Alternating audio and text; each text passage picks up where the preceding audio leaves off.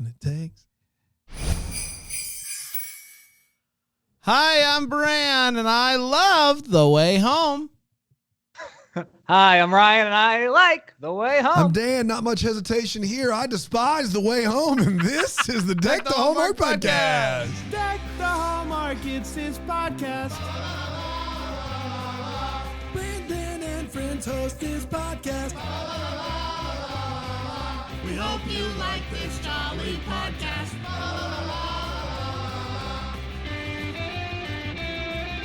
Well, hello to boy. you, Oh, hi. Nick, Janice, Carmichael. Hello. Happy To all Wednesday. three of them. To all three of them. Not Candy Carmichael, just Carmichael. It's Different Carmichael. person. Different. That's not Carmichael's surname. That's first name. First name. First Yeah, name, not first surname. Surname. Correct. Hello, everybody. Happy Wednesday. It's Hump Day. Hump Day. Hump Day. Ryan, what's your favorite Hump Day story? Oh man, there's at least a couple. But that one time we hosted that Way Home the preview special where we didn't remember anything. That was a good time. Yeah, it turns out we nailed it. That, it turns that out, episode actually aired on Friday. So Turns out it wasn't a so- Hump Day. Yeah, it was a Friday. The That one was Way a- Home episode that did Yeah, air on a yeah. Wednesday. No, You no. pick it. No, on Friday, it's one of those things where I've always we said could- though, yeah. Friday is the work Hump day of the Hump Day of the Yeah. future. Yeah, it's the Hump Day of the future. Yeah. yeah, okay. You know what though? Fast Fridays came out on Friday, and they were some of our most popular episodes. Oh, and those are good Force times. Fridays, which we are now It's gaining traction. committed to Are we doing there? after seeing young Victor Vollmer. I don't know if you got to see that. If you got to see, I did. I mean, I don't know how we could not add that to Can't the. let children down. Yeah. For the I mean, kids. for the kids. That's Exactly right. Kids in the spotlight. So Having a real good having time. a real good time. So man, so Fridays it'll make a comeback. Maybe it'll be the Hump Day of the present. That's you know? exactly right. That's exactly right. It is great to be here today, though, on a Hump Day. Who's your favorite llama?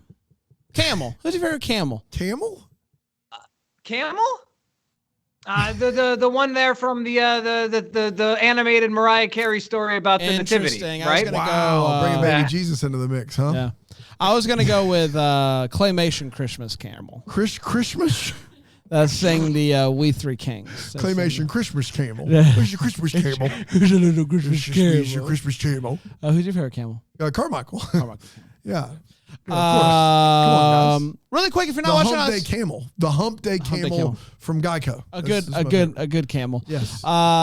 If you are not watching us on Philo, I don't know what you're doing. You get to see Listening to me, us. Dan, Ryan on your screen. There's some snow falling, which it's very nice. It's very nice. It's an upgrade. It is an upgrade. That's right. So Philo.tv/DTH, you can watch us.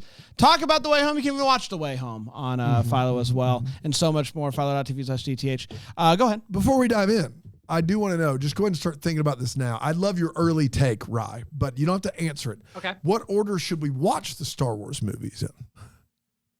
So I actually have thought about this a little bit. It's that if it times out, and I don't think it will, but if it times out where episode 1 is in theaters right about when we're about to start, I think we start with episode 1 so that we can all go to the theater, even if not together, Yeah, obviously. yeah. Just like that seems like a cool way to kick it off. That would be the way to do it if we could.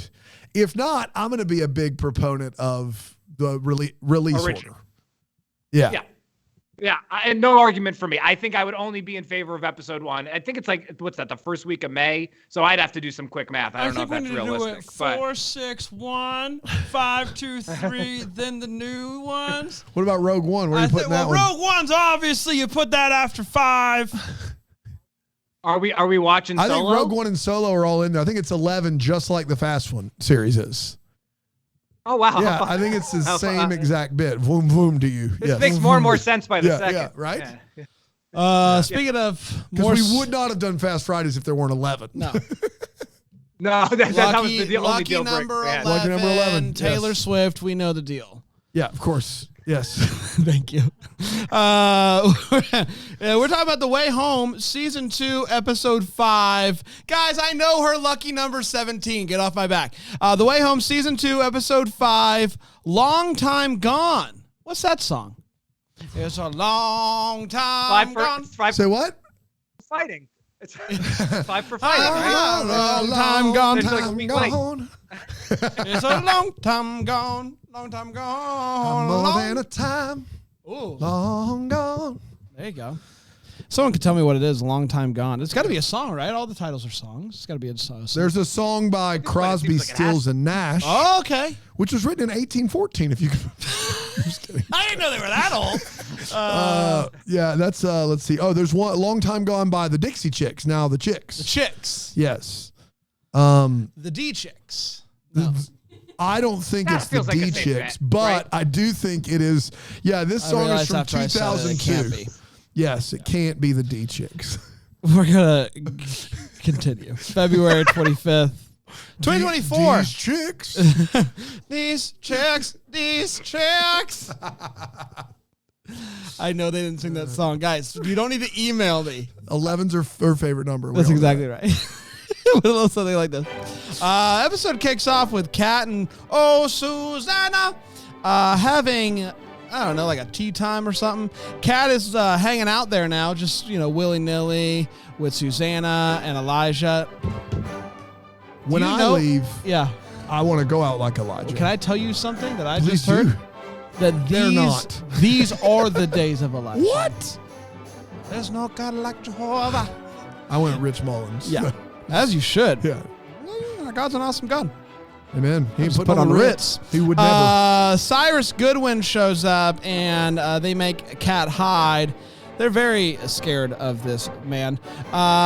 He's asking about where Jacob is. He demands that they let him know when he finally shows up. And after he leaves, Susanna is going to walk Kat back to the pond.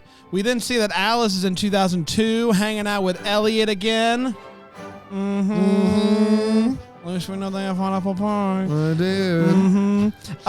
He was talking about how the summer of 2002 had been rough, and he just wants to get past Founders Day. Back in 1814, Kat gets to the pond, and we see a nude Thomas Cole. Nearly nude. Oh, boy. Nearly nude. We did it. We were promised a nearly nude Thomas Cole, and we got one. That's the dude that shot her, if you recall. He lets her know that that I know that you are Jacob's long lost sister. I know who you are. Word travels fast, especially when you're me and I know things.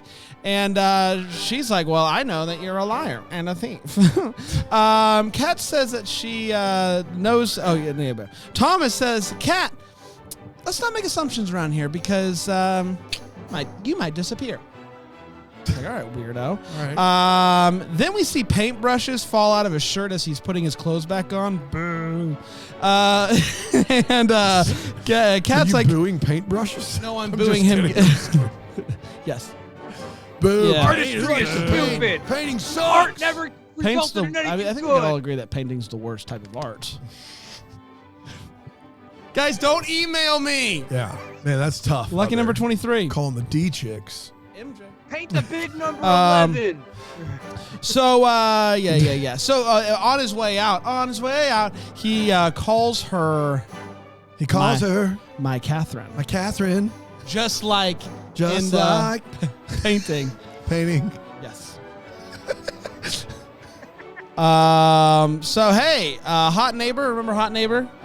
Dell's Hot Neighbor? Yeah. Dell's Hot Neighbor. Sam? Big fan. You mean Sam? Big fan of Hot Neighbor Sam. Centrum Silver over there? Yes. Man, phew. And he is talking to every single woman in town. All Yeah, the he is. single ladies.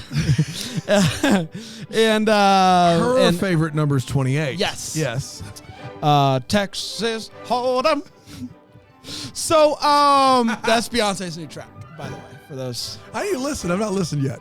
Well, you heard it. Really? Yeah. Okay. You heard it. I crushed it. Is it as better or worse than the D chicks? It's like Worse than the D-Chicks. No, sorry, better than the D-Chicks. Wow. What? It is. Ryan? It's better than the D-Chicks. Disagree? yeah, no, I was reacting to Brand's misspeak. Yeah, it's a good Also, tune. Like, I learned a long time ago I'm not ready to be you're nice, not allowed to but- say anything negative about Beyonce and how she's overrated as an artist. You can't say that or people get mad at you. Holy cow. Founders Day is coming up. I'm not saying that. I'm just saying I know you can't say Sounded that. like you've been wanting to say that. I'm pretty sure I said it on another show. Yeah, I think you did. Yeah. You're Brand, you're not ready to make nice. That's right. You're wrong on that one, Brand. I don't want no scrubs. To the left. Founders Day is coming up, and Elliot is handed an Ask Me About My Family pen. Elliot is not thrilled about this. Either is the new intern because they're asked to present at the town festival, but Casey doesn't really even know who their family is. Elliot has a flashback of his dad telling him, hey, buckaroo, this is the one day a year where people care about us. That's right. Because we're a founding family. Us We're Augustines. We're the least important of the founding families. But we are a part of this founding family, and his dad is very intense about this. Even pricks him with a big pin. Elliot comes over for dinner, and Kat asks him if he looked at the manifest, and he says yes. I looked at the manifest. Jacob's name's not in there, not anywhere in there. Alice tricks Elliot and Kat into spending some more time together, decorating the gazebo for Founders Day just like they used to. The next day, Casey tells Kat that they found they found some records and found out a bunch of stuff, and it's important, but whatever. Elliot and meets up with Kat at the gazebo and says, "Hey, just here's some fun facts for you that." The name that you're going to be looking for is Thomas because Thomas's boat he was on. Whatever. Is the name. This name is in it. It's important. This name is in the manifest. On this very day. First day of autumn or something. Yeah, first day of autumn. They start to dance to the band that is doing sound check / practice, and it's going great until she spills the beans that she told Susanna that she's a time traveler. Elliot freaks out on her, hands her the piece of paper, and just says, "I'm out of here." Alice then has a meal with Noah, the kid from the coffee shop. We finally get to hear him talk and stuff. He works at his dad's food truck, has big dreams and whatnot. So it's the day of the Founders Fest, and Kat goes to the pond. She's gonna time travel, and hopefully this will be the day that Jacob comes back, and they can be. She can actually come back and say, "I found him." Jump the gun a little bit. Yeah. Elliot at Founders Day gives a heartwarming speech about Founders Day and being a founding member of the family, and everyone's proud of him because his dad's a real doofus. We find out that his dad went on stage and did this whole "no one cares about my family" blah blah blah speech, and so apparently Founders Day, we all knew this about Elliot. Founders Day, it's so hard on Founders him. Day is tough for him. That's right. And so for him to go up there and give a speech like he gave, the vibe at Founders Day has always been this vibe. Absolutely. After the festival, Sam and Dell sit together by the water.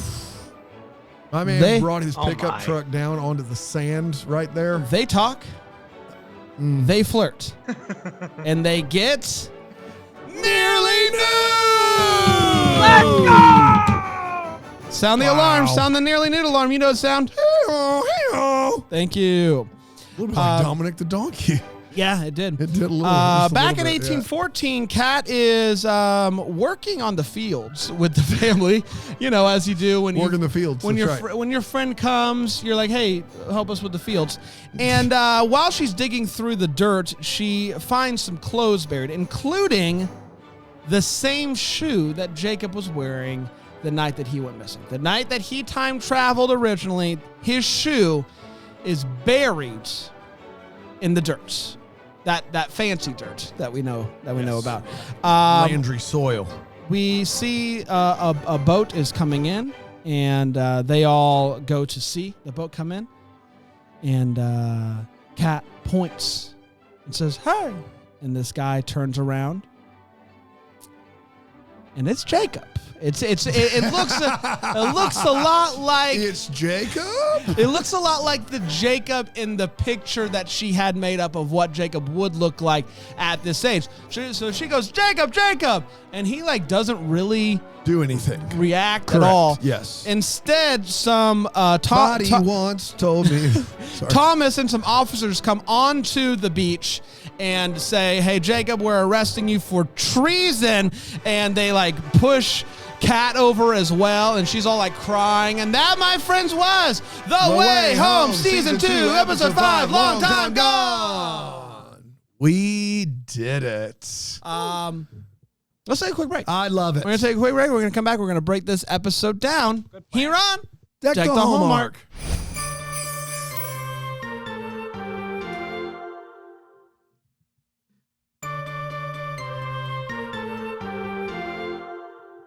Hey. Oh, look at this. What's going on over here? I mean, I might be Inspired by Nearly Nude? I might be nearly nude by the end of this episode. Philo.tv/DTH.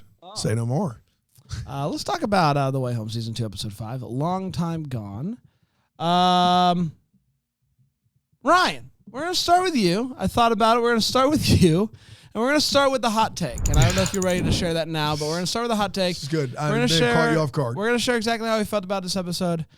This was an episode last week. We talked about it. We were, this maybe like a breaking point episode, at least episode 5 and 6. Kind of looking back to last year, episode 6 was that big episode. Yep. They're like, yeah, we're here.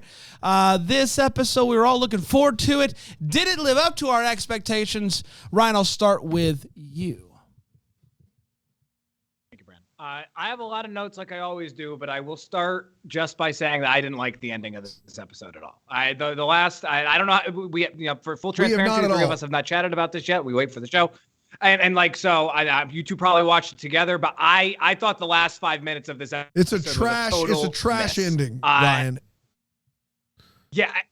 And like, maybe there's a version of it that I could have liked. I've been trying to think about like maybe if Jacob acknowledged Kat, if it is him, which we're still not even really sure, maybe I would have liked it a little bit better.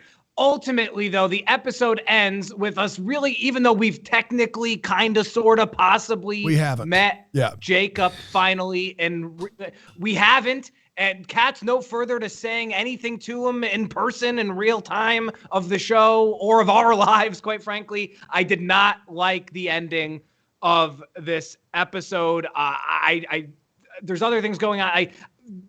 Last week I said that, I feel like we're either stalling completely or actively like really taking these massive, massive swings, and just like all of it is a hodgepodge together that doesn't really work. It was more of the same here. It's like, I started the episode going, it's like, man, I don't know what the difference is, but Alice or whoever's spending time in 2000, for whatever reason, just doesn't feel as absurd as Kat just hanging out in 1814. I was fine with the 1814 stuff for the first couple weeks, but as we do it more, I'm just like, oh, now she's going to go play dress up in 1814. And like, I don't like it. Elliot character swings are so dramatic. More on that in the sink or swim, but I don't like where that's going. The Elliot dad stuff felt like, ironically, the worst part of the most recent Star Wars films, where it's just like it's just all about these couple families. And then I did write this down about halfway through the episode. This is my last thing. Alice asked Kat, just go get Jacob. What are you waiting for? I think the show should ask itself that same thing. What are we waiting for? Because like that, again, those last 2 minutes, and listen, if you thought it was a big deal, great. To me, it just seemed like the ultimate tactic in delaying the inevitable, whatever that may be. Didn't land for me. The show is still great on the whole. I have not liked these last couple episodes. Right. By and large, Ryan, I agree with you. Let's talk about Nearly Nude first. You took your wedding ring off for this conversation, which is weird. Well, I want to do a lot of weird thing that you I want to do a lot of pounding on the table, and I didn't want everyone to hear this. Yeah. Disappointed. I will say, disappointed in Nearly Nude. But I do want to say this. Last week, if you remember, I talked about how this may mean that Nearly Nude also involves hot neighbor Sam, and that was confirmed, and so I'm thankful for that. On to the storylines. I'll put my ring back on. Yeah, good. It's the least you could do. Starting off this morning in an unusual way, I was shocked that she's just hanging out in 1814, like having tea time with Susanna. Like, that whole thing, like just hanging out with the family, was weird and not how I wanted this episode to start. Don't really care about a lot of the things in 1814, and I know this is a me thing, but I don't want to spend that much time there, and so that's unfortunate. I do have a new theory to bring to the table, if you guys will bear me the time. I would love to. Go for it. I believe that finding the clothes buried in the dirt shows us that the Jacob that she knows died. They buried him before. And they buried his clothes separately? No, it's just bones aren't there. Bones aren't there. I don't know, man. They disintegrated. They just a pair of red Chuck Taylors an inch under the topsoil. But the kids. No, they did something else. Let me just. I don't know. Let me just bear with you. He tells them, "I'm a time traveler." Okay. She's a healer. Healer trust jumpers. We've already established that. Healers trust jumpers. That's going to be a new shirt. And she said they decided, don't know about this, and either dead, gone, whatever. But they figure out he's telling the truth, and so they get this guy, and he is now playing the Jacob just in case anyone ever came and looked for him, and that's why he doesn't really respond. Yeah. But then they arrest him as Jacob, so I don't know about that. But he would have recognized her. He would have. And there's 100%. There's nothing on his face that is, I recognize you. So I don't know what happened to Jacob, but that's not the Jacob that she's looking for. However they end up playing that out. And I believe that Thomas Kincaid over there knows that. And he's going to paint about it. And he cares about Kat, wants to protect. And so the way in which he's going to protect her is by throwing this guy in jail so that she now can't get to him. I think there's something going on with that. And I just don't believe that this guy is the Jacob that we've been looking for this whole show. I think that Jacob's dead and gone. I'll just piggyback there, and then I'll get to my hot take. We'll I thought the episode was okay, by the way. Just okay. Engineer it a little bit. Good for you. Where would you rank it in this season? 5 episodes. Probably middle of the pack for me. Okay. So I think, first of all, it should come as no shock that if Jacob is dead, I a lot more respect for all involved in this show. I think that would be a tremendous twist because it does hammer home the point that I think the show, at least initially, started to make, which was you can't change the past, enjoy your future, find your way back to your home, find your way to your homeostasis, and move forward, don't look back. The Jacob thing, the reason it's frustrating, there's a long chat, there's a disagreement in the chat because IMDb lists that guy as Jacob Landry, and he says he's Jacob Landry. Understand, our complaint is calling him Jacob Landry doesn't make him the Jacob Landry. And it is a clear and easy loophole that the show's creators have made so that they can try to give you something without giving you anything, right? That guy adopts this kid, calls him Jacob Landry. That doesn't mean he's the Jacob Landry. It doesn't mean that that's who he is, what you alluded to. Yeah. And I think for us, guys, we saw it, if we're to believe, it's intimated heavily in season 1, Jacob does time travel in the pond. If we're to believe that he does time travel in the pond, the fact that we're doing this the way we're doing it now has become just it's just intolerable. It doesn't make any categorical sense why they would continue to veil this guy's identity when the pond's supposed to take you exactly where you need to go. So you mean to tell me the pond took Kat to a place where she had to kind of, sort of, almost quasi pseudo find Jake for 3 or 4 episodes? What? The pond would never take you there for that. And to take her sweet, sweet time doing it as well. Back to my problem with the episode, which this is my least favorite episode of the season. We caught some flack, not only from our double-deckers. The best part about our double-deckers is just because they like us doesn't mean they're going to agree with us all the time. And they are liking this show, I think, on the whole more than we are. In the comments on Instagram, we caught some flack for it. Guys, it's just a fun popcorn mystery show. You should just blah, blah, blah. Understood. The first season set the expectation. It just did. Yeah. If this show came out and was like, Win calls the harder ride, we wouldn't care this much, and we also wouldn't be this critical. So please understand, and if the showrunners are listening to this, this is because we love this show. But right now, it is a clear case of sequelitis. It is a clear case of bigger, more complicated, more complex, trying to hide some weird twists and giving faulty reasons why. The Elliot character makes no sense. I'll save that for your sink or swim. The Founders Day behavior by all involved, unless I'm forgetting Founders Day from last year. Because my memory of Founders Day last year is not this heavy-handed treatment of this year that is portrayed as something that happens every year. And so, and maybe I missed some details there. I'm one to do that. It feels as though we're rewriting character motivations to serve an ongoing, ever-changing plot that is there to serve a few heavy hitter, big uppercut twists that are coming later. And the way that they're going to make sense later is by the explanation we're getting now. And this explanation doesn't make sense. And so it's starting to make me angry. Initially, it was like, all right, you had a great season. You came out of the gate. You swung big. Good for you. I'm here for these characters. And then it was like, this is a little frustrating. And now I'm just angry.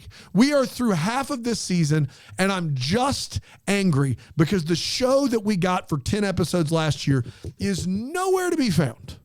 And can they bring that show back for 5 episodes? Yeah. But right now we are a mile wide and an inch thick. We got nowhere to go and all day to get there. And we got 3 twists that we're waiting on. And instead of making good television, we're just saving those all for episodes 8, 9, or 10. And it's really, really frustrating.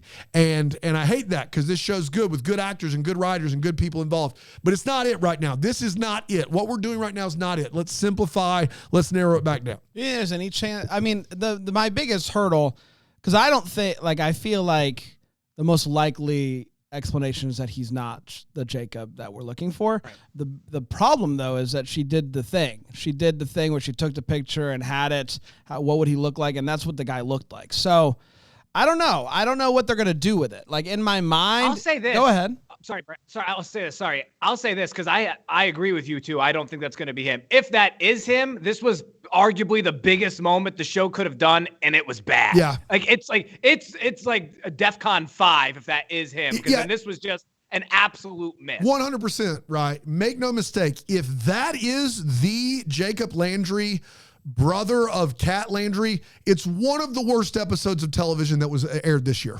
One of the worst. It gets miles. Guys in the chat and everywhere who want that to be real Jacob. You don't want that because now it's just out and out manipulative because we don't know what to do next. Like now it is really, really bad. The best case scenario is that's a red herring and it's not really Jacob. Best case scenario. Yeah. It's interesting. Yeah.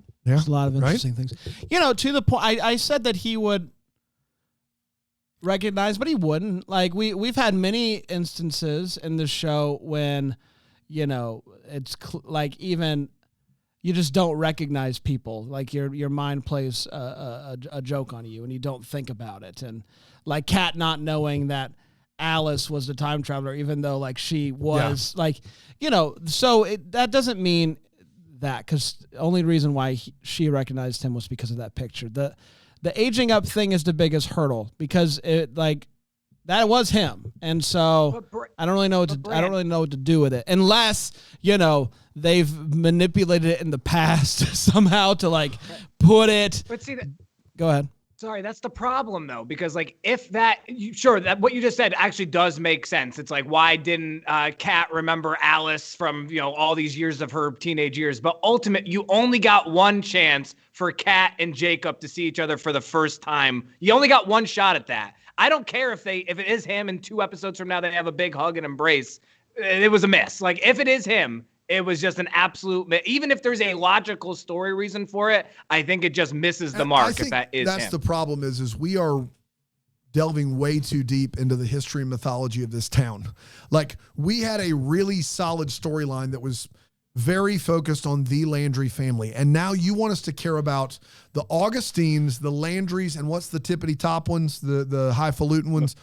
you want us to care about this weird rivalry between these three families, and if Jacob was like, and then when we get the reveal, it's going to have to do with all of these like things that the show it just hasn't successfully pulled off. Yeah, I think it's pretty clear though that Thomas is the Goodwin family. That's what we're looking like. for. I don't think that Thomas is like they're wanting us to think that he's this bad guy, and I think like they're setting up for him to have done this thing as an act of caring about Kat, and then they're gonna have a thing, and he's gonna paint her, and it's gonna be this big thing. I'm just telling you right now. I called it in episode 1. Thomas Coyle, Elliot, Kat, love triangle, like Outlander. I called that in episode 1 of this season. So that would not surprise me at all if that was the case. And he's not bad. He's 100% not bad. Yeah, for sure. So I love the idea that Jacob is dead and he's trying to protect her because he knows that's not the real Jacob. I love that. That's a fun bit. The closed burial was a mess on my part, but yes. That's my working. Aside from that, my working theory though is that better there is that he's dead and that they have basically come up with this thing because they believed that time traveling existed and maybe that he died accidentally or whatever, and they're trying to. Part of the annual tradition in the town every year on the first day of autumn is they rebury the future clothes. A little bit closer to the top. That's right. Yeah. A little bit closer every year. Are you about to say something? Just it's the first day of harvest. Harvest. Excuse me. Harvest. I'm sorry. Not autumn. Harvest. One's a season. One's a word we use to describe a season. You dumb butt. You're just a dumb butt. Yeah, sorry. Excuse me. I'll see myself out. Yeah. You're being a real D-chick right now. It's time for All the Fields where we talk about what. Oh, we only did one segment there, huh? That's fascinating. Here we go. Ryan, anything in this episode give you feels? There was one great scene in this episode. That's the Elliot and Kat fight while they're watching the band. The whole cat fight. Yeah. It's the acting was excellent. Like really, like it was also just like the first time the show both felt like it was moving towards something for me, and as like it made me feel something. I was like, oh yeah, there's like stakes here, and like these two characters don't like each other, and this is the version of Elliot that they kind of teased in season 10, episode 10 last year, and episode 1 this year. And Kat has a fundamental issue with the things that he does, but there's conflict. Like all of that was good. It was also hilarious that the band just kept rehearsing, even though they're screaming at the top of their lungs, and they didn't stop at all. Like all of that was really good. Nothing else in the episode was particularly enjoyable for me, but I did love that scene. I had confused feels at the end of the episode when they have this big scuffle with the arrest, kicking Kat down. It almost began to look like it was kind of like not glitchy, almost like a reenactment, like a historical reenactment where it's like not fluid and it didn't look anything like how this show has looked ever. And I was just confused by it. I don't know if it was a way for them to show that this matters. I don't know. But for some reason, when those guys barge on to the beach for the rest of the episode, there was a bit of a stutter to the camera work that I just don't understand why it happens. Did you notice that, Ryan? A little bit, yeah. I don't know if it was a stylistic choice or to your point, something else. Slow motion. I think it was a stylistic choice to keep you from getting any more information to try to glean a clue from. I think that was the strategy. It looked like something you'd see on like a History Channel when it cuts to some sort of reenactment. That's what it looked like. Yeah. Dan, any feels? I was thrilled to find out Ryan enjoyed that fight scene. That's all I've got. We'll take a quick break. We'll come back with the wait what and then sink or swim here on Deck the Hallmark.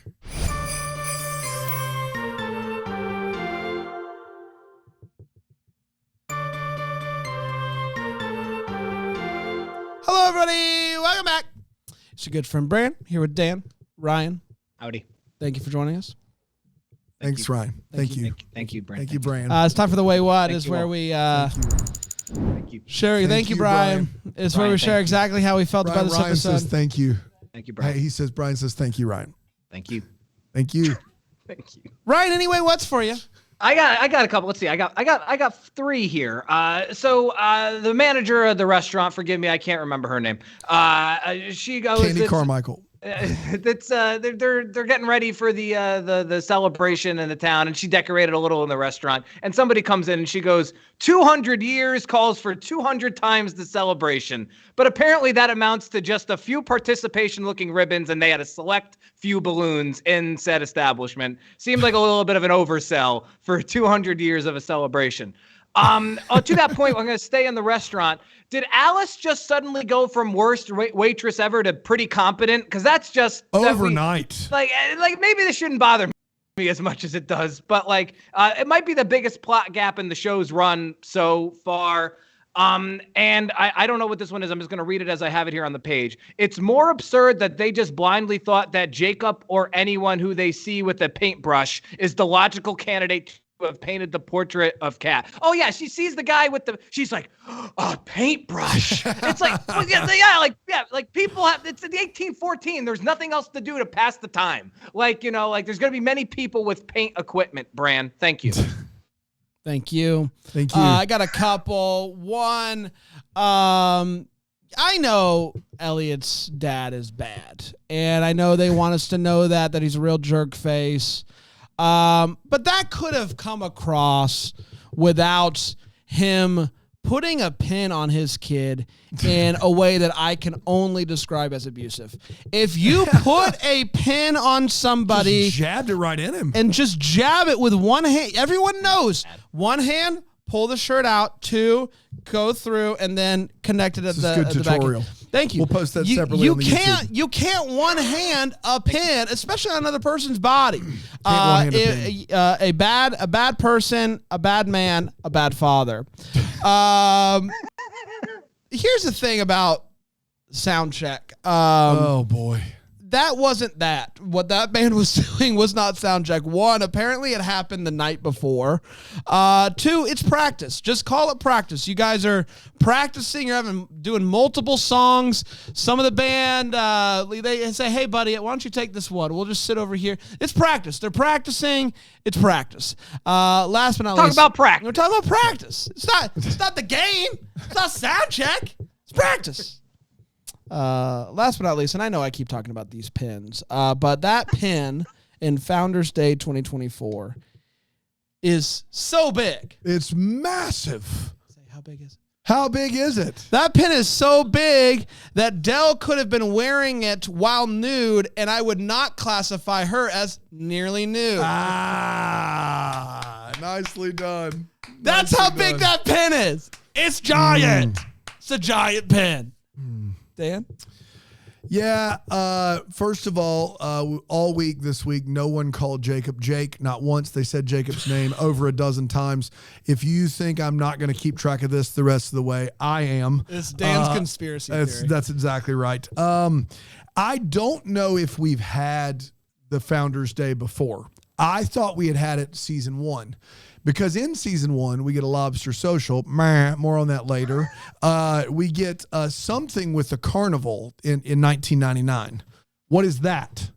That's just the carnival. It's just the carnival. I think we get Founders Day and When Calls the Heart. Yeah, Founders Day, lobster social, What I'm trying to say is, for a town this small, it seems like we have a lot of big time events, like a lot of massive events for a town this tiny, and it's almost like they're just making them up. Like, why, if this, like, it's clear that Founders Day is such a seminal moment for Elliot and the whole Augustine family. Like, it just feels like they're making it up. And maybe this is a complaint of the show and not, because TV shows do this all the time, but like, for them to come up on this and for them to have been there for a full school year and back in school again, like, I just don't understand it. I don't understand where we get all this, the fact that in season 1, we never hear about the 3 families. And maybe I'm wrong. I guess my where was that in there? Is there in the first season talk of Goodwin's, Landry's, and Augustine's running the town, and I just missed it. And maybe there is some of that, and I just missed it. It just didn't feel like that was there. Kat doesn't say Jake in this episode, but she does say, I still don't understand why the pond took Jacob to the 1800s. Now, if Jacob is 24, I don't know how many times we have to go over this. They didn't. The pond didn't. It didn't. The pond did not take Jacob to the 1800s. If it's 1814 and he's 20 some years old, the pond took Jacob to the 1700s. That is how it works with the rules you've developed. But clearly, even the writers and the cast believed that Jacob was taken to the 1800s, which would not at all fall into the correct, timeline of this show. You can't just keep saying that. It's taken you to the 1800s. It's not taken Jacob to the 1800s. He lives there now. Now, the other thing is we do at some point have to get to the scene where Kat is the White Witch and jumping into the pond. And if they're going to do that over the next 5 episodes, good luck out there. Lastly, no, I've got 2 more. Thomas Coyle is the only guy in this Canadian town in 1814 that is feigning a British accent, and it's becoming more and more noticeable. Everyone else in the town is speaking what we would say is Canadian or American accent, modern day, and Thomas Coyle did not get the memo. No one gave him that note. He assumed everyone was coming with the British accent. He's got the British accent. No one else has it, and he's like, I'm sticking with it. That's what we're going with, and we're going to keep moving forward. And then lastly, this Ryan already articulated so well why the end of this episode is so bad. But can I add to it backing in a rowboat to shore? Stay with me. Your boats don't have any motors on them, guys. You are rowing these boats. That's what you're doing. And the thing about rowing a boat is you do want to see where you're going. You would not. It's not like they have a dock. You would not back your boat into the shore. That you turn it the right way. You wouldn't. So that everyone can see. You would back it out when you leave. But they do that just so everyone's faces can be turned away from the camera, which is just like, come on, guys. This is terrible. That's all I got. Rena makes a great point. Your complaint on events shows that you've never seen Gilmore Girls, because this town has nothing on Stars Hollow in regards to wait events. A minute. Quick time out here. Quick time as it's quick. It's a 30, right? I grew up in small towns my whole life. We love events. None of them shut down the whole town. My small town, the 3 small towns I grew up in, never had a Ferris wheel in their town. That would, we didn't have the money for that. You would hate Gilmore Girls. That is insanity. This is proof. Having an event, not a shock. Having a parade or a Founders Day event, not a shock. The level of these doesn't match the level of town, in my opinion. That's all I'm saying. When I was a kid, I dressed up like a clown with my friend Henry Sullivan. Yikes. And we rode our bikes in a 4th of July parade, and we won a prize. It's time for Sink or Swim. It is where we talk about the things that are sinking, things that are swimming, and everything in between. Ryan? This one's for Lorelai and Rory. So I hope this isn't redundant. I apologize. I said I would talk about this in Sink or Swim. I don't think there's any going back now. Dan, you talked about it, and you're open. Brain, you just talked about it with Wait What Pin Edition. Elliot can't be a villain now after establishing that his dad is this awful. The Hallmark won't allow it. I don't think the show would do it. It would be bold if the show did it. But I can't see a scenario now where it would happen. And by bold, it would be bold, but it would also be kind of jarring. But that creates a fundamental issue. And not because the 3 of us wanted to be right and high five at Bramblefest that we called it. And how cool is that? It's these last 5 episodes have been so wildly erratic when it comes to his character that now this episode, by and large, seemingly closing the door on that as a possibility, one, makes those last 4 episodes horribly confusing. And 2, if his behavior continues to be wildly erratic, I just can't fathom a scenario where they make him a villain. It's a problem. I don't like it. I guess we could be wrong, but I think it's like 99.9%. Yeah, I honestly think that they may have taken some of the heat of Elliot's a villain and tried to use it to their advantage in this season. I honestly believe that. And it's now a mess. It just is. It's a mess. Yeah. No, it is. Yeah. It is. It is. I just don't see any coming back from this. And okay, fine. But then what were the last, whatever that is, 200 minutes of showtime that we watched in regards to it, Yeah. I have a sink and a swim if you guys will bring me the time. I would love that. I mean, that's fine. In My this case, sink is I'm disappointed that when Dan and I were extras or had the opportunity to be extra on USS Christmas, that we weren't extras on Turkey Leg Day. Yeah. Because extras here at this carnival, everyone has a turkey leg. And I would have loved to have been invited. Instead, Dan and I sat on a ship. I got some sort of COVID hot dog, Yeah, we can talk and about it later. I didn't get a turkey leg one bit. No one asked me if I wanted one, so I would have just liked to have been offered the opportunity to be an extra on Turkey Leg Day of the way home. My swim is shout out to JJ and the Pillars, a real band. Yep. We Googled them. They play at the Founders Day Festival. Correct. They get a shout out on the show. I don't know who JJ is, who he's related to in this show to have been given the spotlight for his band, but pumped for them. They weren't bad. They weren't bad. We see Dell signing a History of Port Haven book. I literally don't know the answer to this. Did she write the book? Is she signing it because she's a member of the founding family? I think it's that one. Okay. Is this a normal tradition at the Founders Day where they take books people haven't written and they have others sign them because of their last name? It's like a yearbook, but only for the founders, and they all sign the crack. They all sign the crack. They say have a great fall. Yeah. Half. But it also would kind of like in this case, and I know this was kind of what the episode was about, but it also would be like Marcus Jordan signing like a Bulls jersey. It's, I got my history, like that a hot commodity, the history of Port Haven.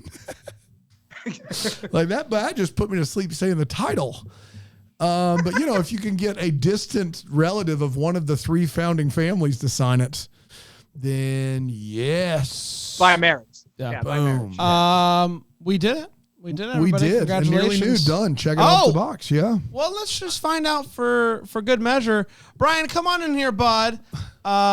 We've been waiting a long time for this. Can you let us know if there was any persons, What's up, Bri? any persons that were nearly nude in this episode? It's funny you say persons, Bran. It's like you watch the show. We ended up having not 1, not 2, 3 nearly nudes. Yep. Wow. Unfortunately, real bummer of a nearly nude for me personally. I do get paid per segment. Looks like I'm out of a job. Thanks a lot. Well, hey, we don't know. We don't know for sure. We're gonna keep going. I will say, awfully suspicious that I don't think we're paying him by the segment, Brand. We're not going to keep going, I don't think. Okay. Obviously, though, very sus, as the kids say, that the one episode that Thomas Kincaid is nude is also the episode where nearly Sam, nude that we. yeah. Could they? Do they only have to get one a season? One a If you season. want people to be One nearly shirtless, nude you a get a season. one. You got to jam pack it in what a there. decade. Because when I saw Tommy Boy come out of the water, I was like, oh wow, this is it. It's not it. This isn't the it, but it is an it. Yeah. I will say, and maybe this is just my naivete with what I thought we were going to get this season, and this is back to more serious and not nearly nude, but the idea, it just made me think of this, because I was like, you were like nearly nude. I was like, well, that means Andy McDowell would have to exist in 1814. And then that made me think of the fact that we still don't know. Like, we literally, all of the questions we had to start this season, I'm pretty sure we still have all of them. Yeah. No, that was in my hot take. I forgot to mention it. Yeah, we're no closer on the 3 or 4 big things does that we Del started know about the the pawn and time traveling? What's up? White Witch. Like the White Witch. Yeah, we haven't Jacob, even- do we know where he is or found him? Is Elliot a villain? These big What's up with that dirt? These big 4 questions we had before a second of this season had aired, we still have all of those questions. That is not not the best. Listen, you can't start this season with Andy McDowell picking up the dirt and going, "This is magic dirt," Yeah. and have me not constantly Sometimes wonder, you can just find an old Chuck Taylor in there. "This is magic dirt." Oh, what's that? Yeah. All right, we did, everybody. We're going to be back next week with another one. We'll be back tomorrow with Crime Time. Until then, maybe the first to wish you a Merry Christmas. May the force protect you. Deck the Hallmark. Oh, wrong one. Deck the Hallmark's a Bramble Jam podcast is produced by Aaron Shea. For more information on Deck the Hallmark, you can go to deckthehallmark.com. For more information on the Deck the Hallmark family, you can go to bramblejamplus.com. Deck the Hallmark is presented by Philo TV. For a free trial of Philo, go to philo.tv/DTH. God bless.